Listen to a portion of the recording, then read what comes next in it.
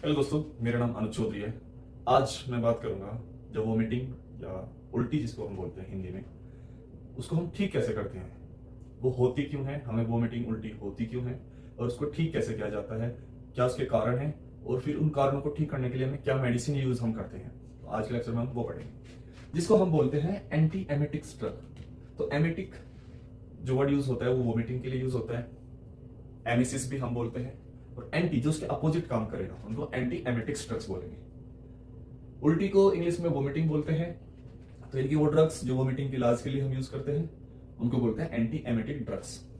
अब बात आती है कि वोमिटिंग यानी कि उल्टी होती क्यों है। इससे पहले आप ये बात जान लीजिए, अगर आपको एक्चुअल में वोमिटिंग हुई, एक कंडीशन होती है, एक कंडीशन ये होती है कि आपको फील हो रहा है कि मुझे उल्टी हो सकती है, उसको क्या बोलते हैं, उसको बोलते हैं नोजिया। क्या बोलते हैं? नोजिया। ये सिर्फ फीलिंग होती है, ठीक है, आपको उल्टी हो नहीं रही है, सिर्फ फील हो रहा है कि मेरे को उल्टी हो सकती है। तो डिफरेंस याद रखना, जब अगर एक्चुअल में होगी तो उसको वोमिटिंग, लेकिन अगर आपको ऐसा फील हो रहा है उसको नोजिया बोलते हैं। अब बात आती है कि होता क्यों है, क्या इसके कारण है। आप ये समझिए कि सपोज करो ये हमारा ब्रेन है, ठीक है, ये क्या है? ब्रेन। इसमें यहां पे एक वोमिटिंग सेंटर होता है, वोमिटिंग सेंटर या जोन, ठीक है, ये होता है। जब इसको सिग्नल मिलता है, ठीक है, सिग्नल मिलता है, ठीक है, ये हम सिग्नल, ठीक है, जब हम वोमिट करते हैं, ठीक है, हम वोमिट करते हैं, उल्टी होती है। वोमिट में होता क्या है? वोमिट में क्या होता है कि जो हमारे पेट में, स्टोमक में चीज है, ठीक है, वो बाहर आ जाता है, ये वो वोमिटिंग में होता है, ठीक है। वो कैसे आता है? जो हमारा स्टोमक है, ठीक है, उसकी जो मसल है वो कॉन्ट्रैक्ट करते हैं, सिकुड़ जाती हैं। तो जब कोई चीज सिकुड़ेगी अब तो उसके अंदर जो चीज होगी वो बाहर फेंकती है, इसी को उल्टी बोलते हैं, ठीक है। तो ये जो हमारा वोमिटिंग सेंटर है ये सिग्नल भेजता है हमारे स्टोमक पे और वो सिकुड़ जाता है और जो अपनी चीज को बाहर फेंक देता है। ये तो प्रोसेस हो रहा है कि उल्टी होती कैसे है। अब बात करेंगे हम ये सिग्नल की, ये सिग्नल कैसे आते हैं। देखो, ये सिग्नल आने के 3 प्लेस है। सिग्नल कहां से आ सकते हैं? पहला एक जो सिग्नल आ सकता है हमारा कान से। देखो, जो कान है या ईयर है उसके 3 पार्ट होते हैं, आउटर, मिडल और इनर। आपको पता होगा कि जो हमारा कान है, इनर जो पार्ट है, सबसे अंदर का जो पार्ट होता है हमारे कान का, वो हमारी बॉडी को बैलेंस रखने में हेल्प करता है। हमारी बॉडी उसकी वजह से बैलेंस रहती है, ठीक है। अगर उसमें बैलेंस नहीं रहेगा, वो प्रॉपर काम नहीं करेगा तो हमें चक्कर आएंगे, ठीक है। तो उस हमारी बॉडी बिल्कुल बैलेंस रखने के हमें चक्कर ना आए, वो जो इनर ईयर होता है उसका काम होता है। तो एक तो सिग्नल वहीं से आ सकता है, इनर ईयर से, ठीक है। दूसरा सिग्नल आ सकता है हमारा स्टोमक से, पेट से, ठीक है। चौथा सिग्नल आ सकता है हमारा ब्रेन से, ब्रेन के डिफरेंट पार्ट से, ठीक है। ये 3 हमारे मेन रीजन है जहां से हमें सिग्नल आ सकता है वोमिटिंग, इसकी वजह से हम वोमिट करते हैं। जब हमें ये सिग्नल आ रहे हैं, हमारी मेडिसिन क्या काम करेगी? इन सिग्नल को बंद करेगी, ठीक है। क्या करें इनको? जो हमारा सिग्नल आ रहा है उसको बंद करें। जो हमारा इनर ईयर है उसमें भी एक हमारा जो एक्चुअल में रोल प्ले करता है हमारी बॉडी को कंट्रोल करने के लिए, बैलेंस करने के लिए, उसको बोलते हैं वेस्टिबुलर सिस्टम, ठीक है। आप याद नहीं हो रहा, बस इतना याद रखिए, इनर ईयर, ठीक है, ये इसी का पार्ट होता है। तो इन 3 जगह से इसको सिग्नल जा सकता है। इसमें भी हमारा एक मेन होता है केमिकल ट्रिगर जोन, CTZ। ये तो ये 3 जगह है जिसपे इसका सिग्नल जा सकता है। यहां से सिग्नल जा सकता है डायरेक्ट, यहां से जा सकता है और एक यहां से जा सकता है। ये हमारा वोमिटिंग सेंटर है, इससे सिग्नल जाएगा, हमारा जो स्टमक है वो सिकुड़ जाएगा और हम उल्टी कर देंगे। ये तो हुआ मैकेनिज्म कि हमें उल्टी होती कैसे है। अब ये सिग्नल जाता कैसे है? देखो, अगर आपको एक चीज पता होगी कि जब कोई रास्ते पे जाता है और थोड़ा पहाड़ी इलाका पे जाते वहां पे होता है, या नॉर्मल रास्ते पे भी हो जाता है कि गाड़ी में बैठ के हमें क्या होता है? उल्टियां। वैसे नॉर्मल हम बिल्कुल फिट है, हमें कोई परेशानी नहीं है, लेकिन हमें गाड़ी में बैठ के कुछ समय बाद उल्टी आ जाती है, जिसको बोलते हैं मोशन सिकनेस। क्या बोलते हैं? Motion sickness. मैं यहां पे लिख सकता हूं, यस, मोशन सिकनेस। ये क्या होता है? मोशन सिकनेस होती है जब हमारा जो माइंड है, ये जो हमारा ब्रेन है, वो कंफ्यूज हो जाता है, ठीक है।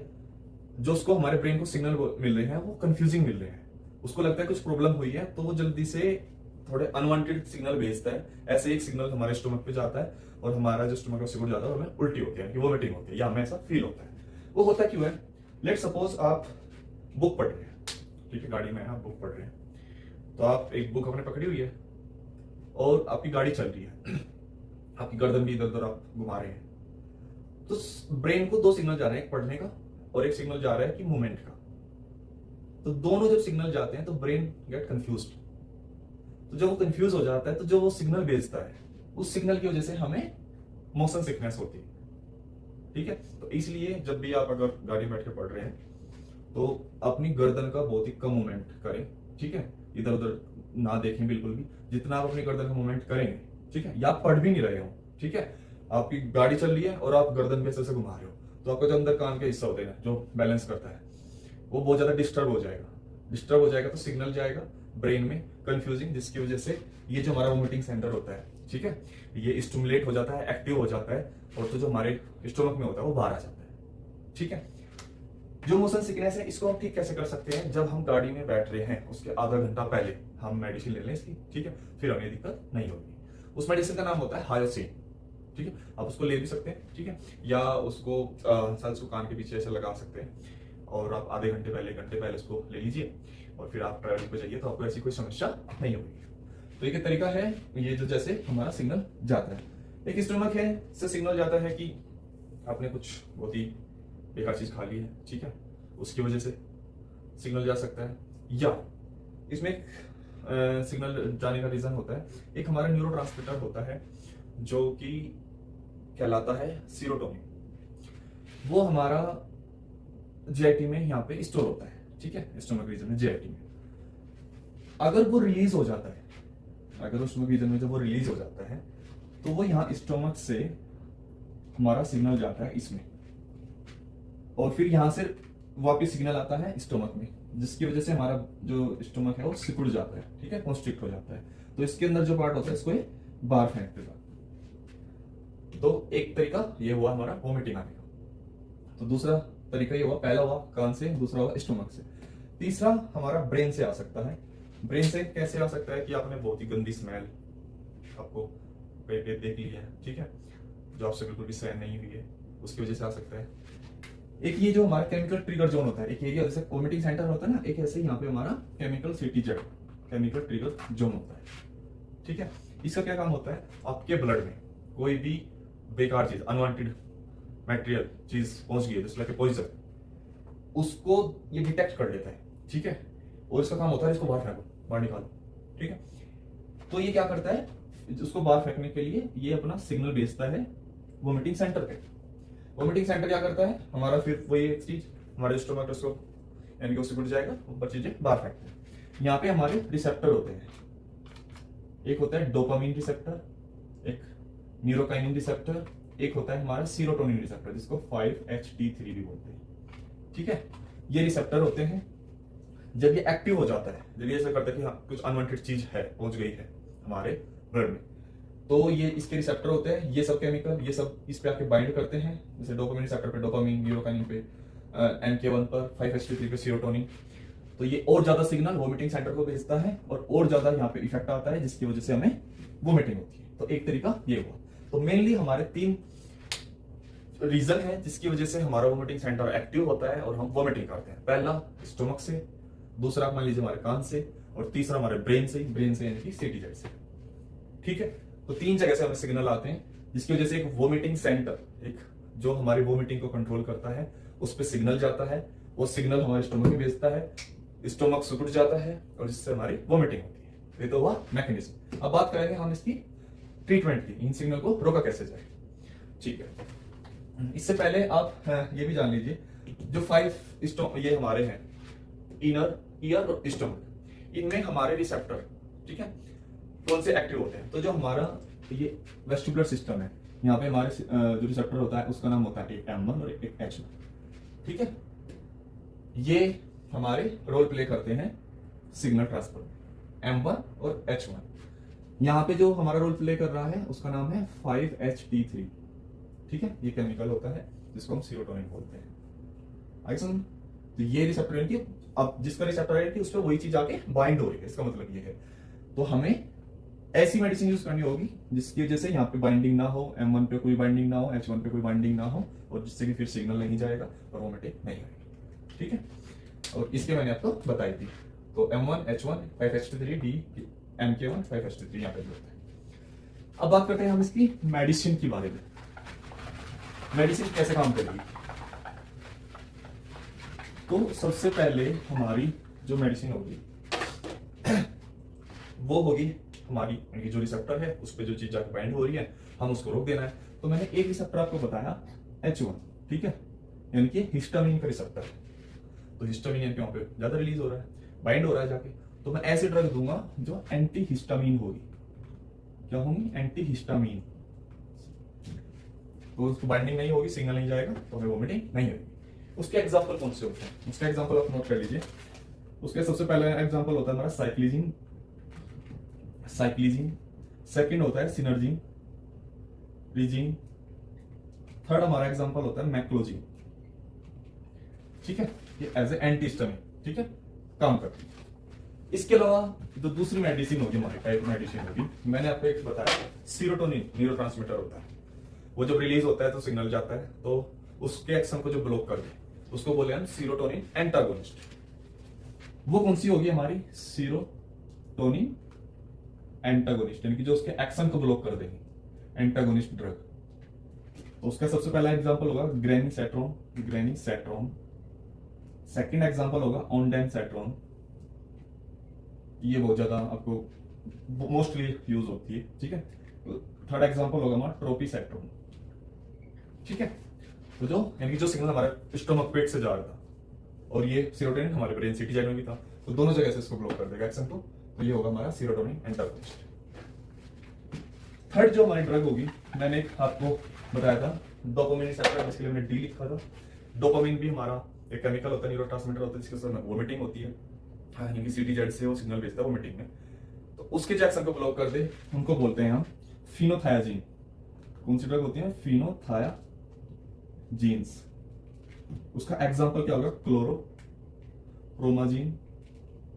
सेकंड जो उसका एग्जांपल होगा लिवोमी, और ये प्रोमाजीन, ठीक है। यहाँ पे भी ये था, हाँ, प्रोमाजीन, यस, ये कॉमन है, देखो प्रोमाजीन यहाँ पे भी और यहाँ पे भी प्रोमाजीन। फिर एक एग्जांपल है इसका ट्राइफ्लुओपेराजीन, ठीक है। तो ये हमारे जो डोपामिन रिसेप्टर होता है, इनकी डोपामिन की एक्टिविटी को ब्लॉक कर देता है ये ड्रग्स, ये याद रखना। और एक ही बात याद रखनी, ये सब जेनेरिक ड्रग्स है। आप मार्केट में जाएंगे तो ये ब्रांड नेम से मिलेगी, लेकिन उसके अंदर जो केमिकल प्रेजेंट होगा वो इनमें से कोई होगा, ठीक है।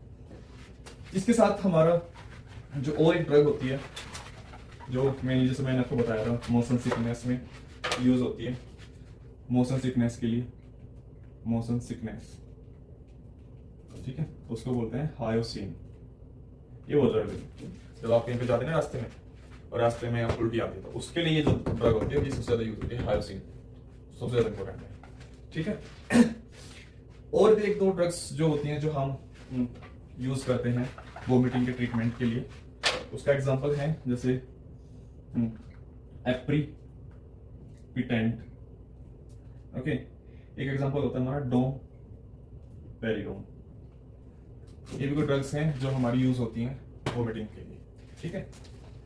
होप आपको ये अब तक जो मैंने बताया ये सब समझ में आया होगा कि वोमिटिंग क्या होती है, उल्टी क्या होती है, वो होती कैसे है, ठीक है। यानी कि वोमिटिंग जब आपकी स्टमक से जो चीज है उसको बाहर निकाला जाए, ठीक है, वो अपने से एकदम बाहर निकल गई, उसको उल्टी वोमिटिंग बोलते हैं। अगर आपको ऐसी फील आ रही है उसको नोजिया बोलते हैं। होता क्यों है? उसके 3 कारण है हमारे, जिससे हमें सिग्नल जाता है, यानी कान से जा सकता है, स्टमक से जा सकता है, ब्रेन से जा सकता है, और कहाँ पे? एक वोमिटिंग सेंटर होता है जो हमारी वोमिटिंग कंट्रोल करता है। फिर जो हमारी मेडिसिन है वो कैसे काम करती है? जो हमारा सिग्नल जा रहा है जिस जगह से, उस सिग्नल को ब्लॉक करती है। ब्लॉक कैसे करती है? कि जो हर एक लोकेशन पे उसका रिसेप्टर प्रेजेंट है उसकी एक्टिविटी को ब्लॉक कर देती है, ठीक है, जिससे हमें वोमिटिंग का सिग्नल नहीं आता है। अब आप एक बात ये और याद रखिए, वोमिटिंग नुकसानदायक भी है, फायदेमंद भी है। सपोज करो किसी ने पॉइजन ले लिया है, ठीक है, जहर खा लिया है, अब उसके लिए तो बहुत अच्छी चीज है वोमिटिंग, वो जल्दी से वो चीजें बाहर आए और वो ठीक है, क्योंकि अगर वो अंदर ही रह जाएंगी तो वो फिर उसके ब्लड में चली जाएंगी तो नुकसान हो जाएगा। तो दोनों कंडीशन है वोमिटिंग की, फायदेमंद भी है और नुकसानदायक, क्योंकि जान बचा भी सकती है, ठीक है। तो जो एक कंडीशन है कि हमें वोमिटिंग डॉक्टर चाहते हैं कि पेशेंट की वोमिटिंग आए, वो यही कंडीशन होती है जब उसने कोई पॉइजन वगैरह ले लिया हो। उसके लिए भी मेडिसिन होती है, वो अलग मेडिसिन होती है, ठीक है। अभी हमने पढ़ी एंटी एमेटिक ड्रग्स, हम वोमिटिंग अगर किसी को आ रही है तो उसको रोका कैसे जा सकते हैं। वोमिटिंग का जो है, हमने जनरली आपने देखा होगा जो प्रेग्नेंट वुमन होती है उनमें भी आती है अपने से। उनमें क्या होता है कि जो हार्मोन होते हैं उनका डिसबैलेंस हो जाता है। एक जैसे एस्ट्रोजन, एक होता है HCG, उसका लेवल अगर ज्यादा हो जाता है तो उन्हें सुबह सुबह जब वो उठते हैं सो के, तो उसकी वजह से, हार्मोनल डिस्टर्बेंस की वजह से, HCG एस्ट्रोजन के लेवल की वजह से उनको एकदम से वोमिटिंग आ जाती है, ठीक है। तो प्रेग्नेंट वुमन में वोमिटिंग आने का ये रीजन होता है। होप आपको ये सब समझ में आया होगा जो भी मैंने यहाँ पे आपको बताया कि ये पूरा वोमिटिंग, उसका ट्रीटमेंट होता कैसे है। फिर मिलता हूँ एक नए लेक्चर में, तब तक के लिए जय हिंद जय भारत।